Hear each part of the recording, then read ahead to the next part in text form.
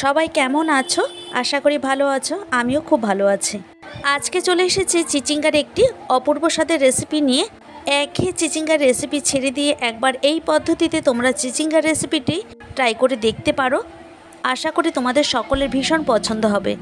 রান্নাটি করার জন্য খুব একটা বেশি সময় লাগে না, একদম অল্প সময় তৈরি করে নেওয়া যায়। ভাত বা রুটির সাথে সহজেই পরিবেশন করতে পারবে।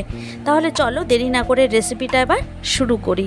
নমস্কার বন্ধুরা, বানিস ফুড প্যাশন চ্যানেলে আবার একটা নতুন পর্বে তোমাদের সবাইকে স্বাগত জানাচ্ছি। এদিকে আমি চিচিঙ্গা নিয়েছি পরিমাণ মতো, আর সেই চিচিঙ্গাগুলিকে ঠিক এইভাবে একটা নাইফের সাহায্যে পরিষ্কার করে নিচ্ছি। তোমরা চাইলে বটির সাহায্যেও এই কাজটি করতে পারো। তো আমি এইভাবে সমস্ত চিচিঙ্গাগুলি ভালো করে পরিষ্কার করে নেব।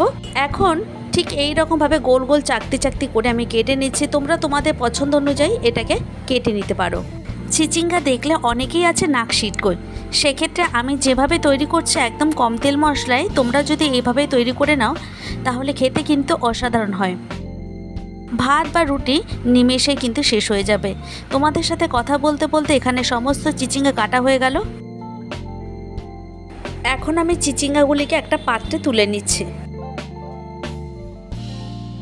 এরপরে আমি একটা আলুর খোসা ছাড়িয়ে নিয়েছি ভালো করে। এরপর নাইফের সাহায্যে ঠিক এই রকম চাকতি করে কেটে নিয়ে ঝিরিঝিরি করে কেটে নেব।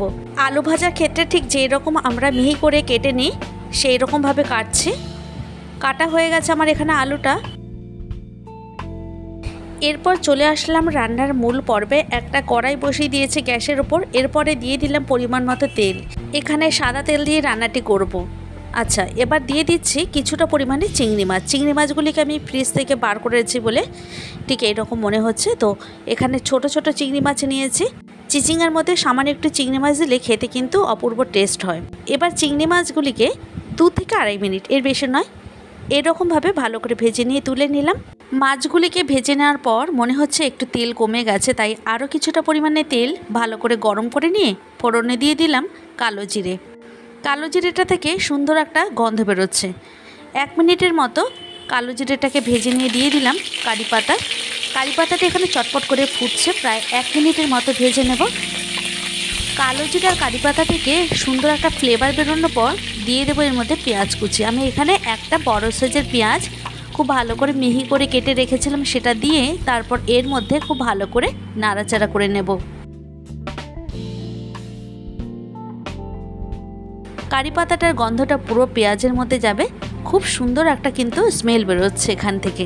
গ্যাসের ফ্লেমটাকে একদম লোতে রেখে পেঁয়াজগুলিকে ভেজে নিতে হবে যতক্ষণ না কালারটা না চেঞ্জ হচ্ছে। তো এখানে পেঁয়াজগুলি অনেকটাই সফট হয়ে গেছে। এই পর্যায়ে এসে দিয়ে দিচ্ছি ঝালের জন্য কাঁচা লঙ্কা।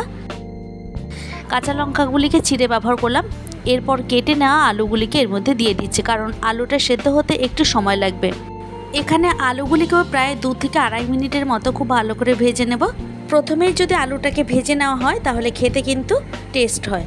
এখন দিয়ে দিচ্ছি পরিমাণ মতো নুন, আর দিয়ে দেব 1 টেবিল চামচ নারকেল কোড়া। আমি এই নারকেলটাকে ডিপ ফ্রিজে ফ্রোজেন করে রেখেছিলাম, সেটাই এখানে ব্যবহার করছি। আর চিচিঙ্গার মধ্যে যদি একটু নারকেল কোড়া দেওয়া যায় এর স্বাদ কিন্তু খেতে অনেক ভালো লাগে। তো এবার নারকেলটাকে এর মধ্যে খুব ভালো করে মিশিয়ে নিয়ে ভেজে নিচ্ছি প্রায় 2 থেকে 3 মিনিটের মতো। কাঁচা থাকলে কিন্তু ভালো লাগবে না। তো এখানে 3 মিনিট ভেজে নিয়ে এর মধ্যে দিয়ে দিলাম হলুদ গুঁড়ো, পরিমাণ মতো ব্যবহার করছি। এরপরে এর মধ্যে অ্যাড করছি সামান্য একটু জিরে গুঁড়ো, দিয়ে দিচ্ছি কালারের জন্য কাশ্মীরি রেড চিলি পাউডার। এখন এই উপকরণগুলিকে আবারও খুব ভালো করে ভেজে নিতে হবে। এরপর আমি এর মধ্যে অ্যাড করছি কেটে ধুয়ে রাখা চিচিঙ্গাগুলিকে, কারণ চিচিঙ্গা রান্না হতে কিন্তু একদমই বেশি সময় লাগে না। আলুটাকে আগে ভেজে নিয়ে তারপর চিচিঙ্গাটাকে আমি এখানে ভেজে নিচ্ছি। গ্যাসের ফ্লেমটাকে একদম কমিয়ে রেখেছি। এখন খুব ভালো করে এইভাবে কন্টিনিউ নাড়াচাড়া করে নেব। প্রথমেই ঢাকা দেওয়া যাবে না, তাহলে চিচিঙ্গা থেকে কিন্তু জল বেরোতে শুরু করবে। তাই এখানে গ্যাসের ফ্লেমটাকে একদম হাইতে দিয়ে আমি একটু ভালো করে ভেজে নিয়েছি 3 থেকে 4 মিনিট। চিচিঙ্গা আমরা সকলেই কম বেশি বাড়িতে তৈরি করে থাকি। আমি জানি আমার থেকেও তোমরা অনেক ভালো রান্না করো, তবে আমি আমার মতো করে রান্না করার চেষ্টা করি। আমার চ্যানেলে এই রকম নিত্য নতুন রেসিপি পেতে হলে অবশ্যই লাইক এবং কমেন্ট করবে, আর ভিডিওটি স্কিপ করে না দেখে পুরো ভিডিওটি দেখার অনুরোধ রইল। অন্যদিকে চিচিঙ্গাটাকে সেদ্ধ করার জন্য আমি একটা লিড চাপা দিয়ে দিলাম 4-5 মিনিটের জন্য। তো পরে আবার লিডটা সরিয়ে নিয়ে আবারও খুব ভালো করে নাড়াচাড়া করে নিচ্ছি। মাঝে মধ্যে একটু নেড়েচেড়ে না নিলে নিচে থেকে লেগে যেতে পারে। এবার ভালো করে নেড়েচেড়ে নিয়ে আমি আবারও ঢেকে রাখবো।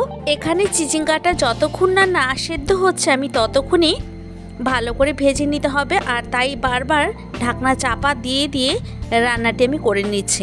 এখানে বারবার ঢাকনা চাপা দেওয়াতে সবজি থেকে যে জলটা বেরোবে তাতেই কিন্তু চিচিঙ্গা আর আলু পুরোটাই সেদ্ধ হয়ে যাবে। এখানে আমার পুরো চিচিঙ্গাটা রান্না কমপ্লিট হয়ে গেছে। এখন গ্যাসের ফ্লেমটাকে একদম হাইতে দিয়ে 2 মিনিটের মতো রান্না করে নিয়ে একটা সার্ভিং প্লেটে সার্ভ করে নিলাম। রুটি, পরোটা, ভাত সব কিছুর সাথে খেতে অসাধারণ লাগে।